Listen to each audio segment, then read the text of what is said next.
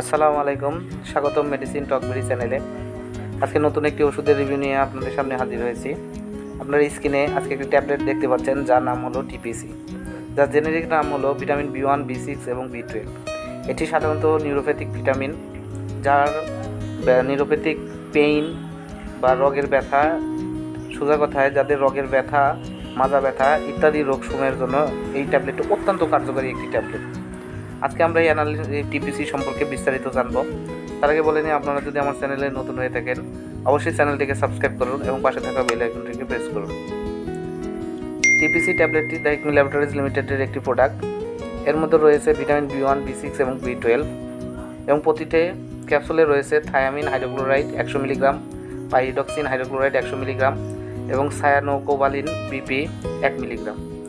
অতএব vitamin B1, B6 এবং B12 একটি বিশেষ উপস্থাপন এবং ভিটামিন B1, B6, B12 স্নায়ুতন্ত্রের স্বাভাবিক বিপাকের জন্য প্রয়োজনীয়। এটি সাধারণত বিভিন্ন ধরনের স্পাইনের ব্যথা, অপটিক নিউরাইটিন ব্যথা, নিউরোপ্যাথিক, ডায়াবেটিক এবং বিভিন্ন ধরনের অঙ্গ প্রত্যঙ্গে ব্যথা এবং রগের যে ব্যথা রয়েছে, বিশেষ করে কবজিতে ব্যথা এবং হাঁটু ব্যথা, জয়েন্টে ব্যথা, পায়ের গোড়ালি ব্যথা, পায়ের আঙ্গুলে ব্যথা, আঙ্গুলে ঝিনঝিন করা ইত্যাদি ক্ষেত্রে এই ভিটামিন B1, B6, B12 অর্থাৎ এই টিপিসি ওষুধটি অত্যন্ত কার্যকরী একটি ট্যাবলেট। আপনারা দিনে 2টি করে ট্যাবলেট খাবার পরে অবশ্যই গ্রহণ করতে পারেন, তাহলে আপনারা উপকৃত হবেন এইসব রোগ সময়ের জন্য। সাধারণত শোষণীয় তবে অ্যালার্জিক রিয়াকশান দেখা যেতে পারে। অ্যালার্জির রিয়াকশান দেখা দিলে অবশ্যই অ্যালার্জি অনুযায়ী আপনারা ওষুধ সেবন করবেন।